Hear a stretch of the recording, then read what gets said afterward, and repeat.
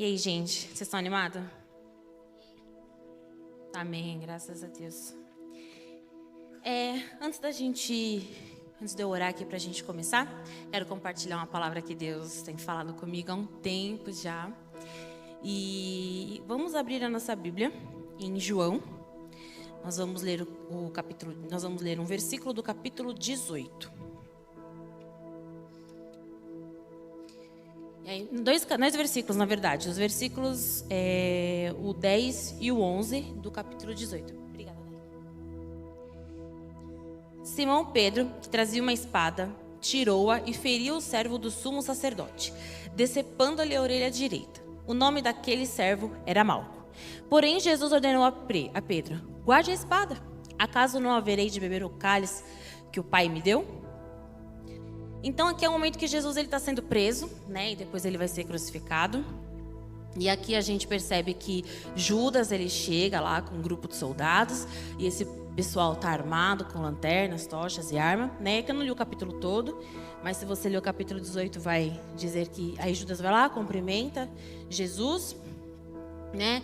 Aqueles soldados, eles perguntam onde está Jesus. Jesus responde: sou eu. E aí Pedro vai lá e ataca o servo do sumo sacerdote, mas Jesus o repreende, e aí Jesus é levado. Esse acontecimento da vida de Jesus, a gente consegue encontrar nos 4 evangelhos. Em Marcos e em Mateus, vai dizer que todos abandonaram Jesus e fugiram. E isso naquela época, quando a equipe, vamos colocar assim, abandonava o líder, era um motivo de vergonha para o líder. Porque eles acreditavam que Jesus era um líder para causar uma rebelião, né? Eles acreditavam que Jesus queria tumultuar. Judas saúda Jesus com um beijo, e Lucas também descreve isso. E eles, né, Judas vai lá, saúda Jesus com um beijo para eles saberem quem que eles têm que ir, para quem os soldados têm que prender. E aí, Jesus, tanto em Mateus como em Marcos, Jesus pergunta: Judas, com um beijo você traiu o filho do homem? Em Marcos diz isso, e em Mateus Jesus pergunta: amigo, né, o que te traz aqui? Então só em Mateus é que Jesus chama Judas de amigo. E aí só em João diz que foi Pedro que decepou a orelha do soldado. Nos outros evangelhos eles falam assim: e os que estavam com Jesus. E em Lucas fala assim que os que estavam com Jesus, né, não fala que foi João, não fala que foi Pedro, pergunta assim: Senhor, a gente vai atacar com espada? Só em Lucas ele narra esse acontecimento. E com isso eu quero, nessa noite, trazer 3 pontos para vocês. Sendo 2, um lembrete. Nós vamos relembrar 2 coisas aqui nesse acontecimento. Eu tenho certeza que quando eu começar a falar, vocês vão falar: Mari, realmente a gente sabe disso. Mas então é um lembrete, são 2 lembretes. E o terceiro é uma afirmação. Quero que vocês saiam daqui convictos dessa afirmação que eu tenho para fazer para vocês. Então comecei a refletir, né? Peguei a Bíblia, comecei a ler, entender aqui. E o que a gente percebe? Judas também, né? Mas João não, Pedro. Oh, meu Deus, estou confundindo os nomes. Pedro, ele agiu da mesma maneira que os soldados iriam agir. Porque eles chegaram ali com espadas e armas, né? Tochas e tudo. Obviamente que eles não queriam, né, conversar. Então eles vieram ali preparados para alguma coisa. E se houvesse alguma resistência, guerra, qualquer coisa, eles iriam usar de violência. Então eles vieram para essa, né, até então, com esse intuito. Então Pedro, ele foi lá e agiu da mesma maneira que esses soldados iriam agir. E eu fiquei me perguntando: quantas vezes nós não agimos da mesma maneira que o mundo age? Então esse é o primeiro lembrete. Vamos lembrar de não agir como o mundo age. E vamos repensar assim, se a gente no dia a dia tem tomado alguma atitude que tem nos levado a parecer muito mais com o mundo do que com a igreja. Do que com Cristo, no caso. E eu comecei a pensar. E aí eu falei assim: de fato, a gente vive muitos desafios no dia a dia. Na escola, no trabalho, na faculdade. nos relacionamentos, muitas vezes em casa. A gente vive o dia inteiro, o tempo todo sendo bombardeado de informação. O Tiago falou assim que o mundo está em constante transformação, está se movimentando muito rápido. Então a gente tem que se atualizar, dia após dia a gente tem que se atualizar. Uma hora é uma moda, outra hora é um TikTok diferente, uma dança diferente, uma moda. Então assim, o mundo está mudando e a gente vai sendo bombardeado com essas informações. E aí eu comecei a pensar nisso. Eu falei, como que a gente pode absorver isso? Às vezes a gente é tão inconsciente, às vezes está tão natural, que a gente está agindo igual. Ah, porque se me atacar, vão me atacar. Eu não levo desaforo para casa. Ah, eu vou devolver na mesma moeda. A gente começa a agir quando o mundo age, como o mundo age, quando a gente esquece os nossos princípios, os nossos valores. Nós começamos a agir como o mundo age nas pequenas maneiras, nas pequenas atitudes. Quando não honramos os nossos pais, quando mentimos para os nossos pais, quando a gente faz uma mentira, uma fofoca, quando a gente menos vê, a gente está na roda da fofoca. Porque chega na escola na segunda-feira, menina, você não sabe, tem babado. Quando vê, a gente já está ali. Chega uma pessoa nova na escola, na faculdade, não sei, a gente olha para aquela pessoa, a primeira coisa que a gente pensa, meu Deus, coisa ridícula. A pessoa nem conheceu a gente não deu nem oportunidade dessa pessoa conhecer. Ou quando a gente vê uma pessoa, talvez, agindo de uma maneira mais grosseira, uma pessoa agindo, talvez, de uma maneira ali meio estranha, a gente fala, mas é um cavalo, né? A gente nem dá oportunidade de conhecer a pessoa. Pedro, ele andou com Jesus durante os 3 anos no ministério de Jesus. Pedro estava ouvindo Jesus falar. Pedro, ele estava ali diariamente. Pedro testemunhou Jesus fazer milagres. Inclusive, quando Jesus conhece Pedro, quando Jesus chama Pedro, Jesus faz um milagre na vida profissional de Pedro, quando ele vai lá e multiplica os peixes. Nós estamos aqui. A mesma pessoa que nós somos aqui, nós temos que ser fora. Nós não podemos mudar, não tem como mudar. Porque a gente não pode ter medo se um dia as pessoas olharem para nós e falarem assim, ela é crente. Parece até que às vezes a gente tem até vergonha que a pessoa fala que a gente, ela é crente. A gente tem que se posicionar como um cristão. Nós temos que agir como um cristão. Nós temos que diariamente pedir para o Espírito Santo nos ajudar a entender qual é o nosso comportamento que nós precisamos mudar. Porque se a gente não está constantemente pedindo para o Espírito Santo sondar nosso coração, vai ser natural, a gente vai começar a se parecer com o mundo, e a última coisa que a gente vai se parecer é com Cristo. Se a gente não vigiar o tempo todo nas nossas atitudes, nos nossos pensamentos, nos sentimentos que carregamos no nosso coração, a gente vai se perdendo. A gente vai se deixando levar por qualquer palavra, por qualquer ideologia. A gente começa a se parecer com o mundo quando a gente não perdoa e quando a gente não pede perdão. Aconteceu algo há tanto tempo, mas você ainda carrega aquilo ali. A pessoa aparece na sua frente, ela não vale nada, sabe por quê? Porque essa pessoa fez isso. Você lembra até a hora e o dia, porque você não esquece, você continua remoendo aquilo. Nós continuamos remoendo coisas do passado quando nós devíamos perdoar e liberar perdão sobre a vida daquela pessoa. E aí a gente começa a se tornar uma pessoa amargurada e a agir de uma maneira ríspida com as outras pessoas que não tem nada a ver. E aí a gente vai ferindo um ao outro. A gente começa a agir como o mundo age quando a gente não ama o nosso próximo. Quando a gente deixa de lançar palavras de vida sobre os nossos amigos.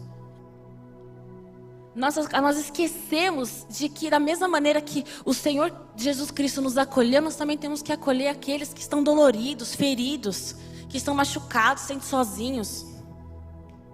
Às vezes a gente está tão focado assim no nosso grupo que existem pessoas que sentam do nosso lado na escola, que passou um dia ruim na escola e a gente nem sequer olha para essa pessoa. E às vezes o que ela quer é só oi, tá tudo bem?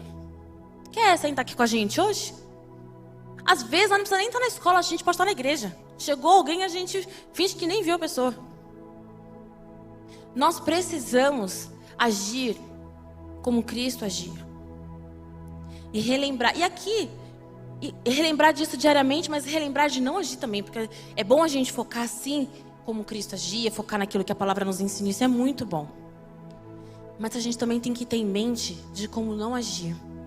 E aqui a gente pode ver, esse texto ele é muito rico. Quando eu comecei essa ministração, o Tiago falou assim pra mim, tem muita coisa nesse texto. Eu falei assim, meu Deus, o que eu tô perdendo? Eu comecei a ler, eu falei, meu Deus, tem muita coisa aqui. E outra coisa aqui que eu queria é falar que Pedro não foi o único que errou. A gente sempre, quando a gente vê esse texto, a gente fala, Pedro e Judas, né? Então a gente sabe que Judas também aqui, o traidor, nossa. E Judas traiu Jesus, né? Trocou Jesus por 30 moedas de prata. 30 moedas de prata naquela época era o valor de um escravo. E aí eu estava ministrando, né? Falei assim, nossa, mas aqui também tem essa... Ministrando, né? Refletindo na palavra, pensei, nossa, mas aqui também tem alguma coisa de Judas, meu? E isso é sério. Judas trocou a eternidade por 30 moedas de prata. Em Ageu 2:8, o Senhor diz, minha é a prata e meu é o ouro. Judas não precisava daquelas 30 moedas. Judas precisava da graça e da misericórdia de Jesus na vida dele. Para curar aquele coração corrompido, ganancioso. Da mesma forma que Judas precisava dessa graça, nós precisamos também dessa graça diariamente. Para curar aquilo que está no nosso coração, para trazer transformação e moldar o nosso caráter. Às vezes você fala, não, Mari, eu sou crente, mas existe, às vezes a gente está com aquele pecado de estimação, sabe? A gente põe até nome, chama até por apelido. Mas a gente precisa abrir mão de certas coisas, parar de querer ter controle sobre tudo e todos, sobre os nossos sentimentos, nossas emoções. Nós precisamos nos deixar ser governados por Cristo e não pela nossa dor. Porque às vezes a gente está ferido e vai guardando, vai remoendo aquilo. Da mesma forma que Judas também andou com Jesus, mas ele não o conheceu verdadeiramente. Nós precisamos conhecer Cristo verdadeiramente dia após dia. E a gente conhece quando a gente lê a palavra.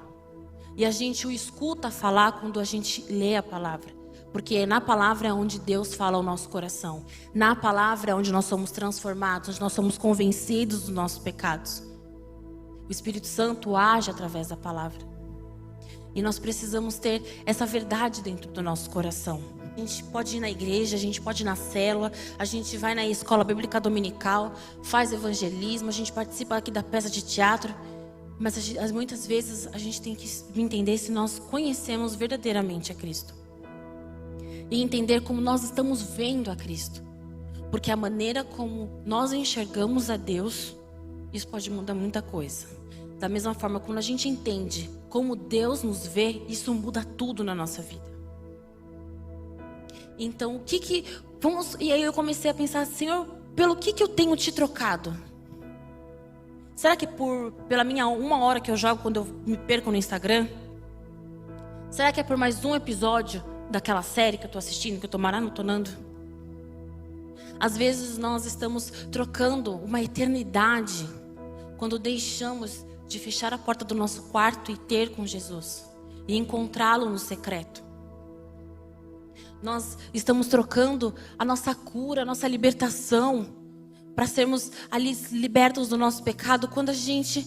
Não, acho que Deus não quer ouvir isso de mim. Tem tanta coisa para se preocupar. Você acha que eu vou falar isso com Cristo? Você acha que eu vou fazer ele perder? Não, mas Deus quer ouvir. Deus quer ouvir o som da sua voz. Ele te espera ansiosamente no secreto. Ele quer nos encontrar. Ele tem coisas grandiosas para nos revelar. E se a gente acha que ele talvez esteja bravo com a gente, ou talvez ele esteja ali, talvez, assim, eu fiz um negócio errado aqui. Parece Adão no Éden. Se esconde. Não, é nessa hora que a gente corre para ele. É nessa hora que a gente fala assim, Senhor, eu errei, me ajuda. Senhor, eu não consigo me libertar deste pecado, me ajuda. Senhor, na escola tá difícil, aquele povo me enche o saco, eu não aguento mais, eu vou matar um. É lá que você tem que gritar e falar, Senhor, eu vou tacar um sapato na cabeça do fulano. Ele me provoca pela minha fé, provoca, mas gente, precisamos ser perseverantes. O que o mundo pensa de nós, o que o mundo fala de nós não vai nos definir. O que nos define é o que está na palavra. E às vezes a gente tem tanto medo de agir como cristão porque a gente tem medo da crítica dos outros. Tem essa curiosidade. Não tenha medo de agir.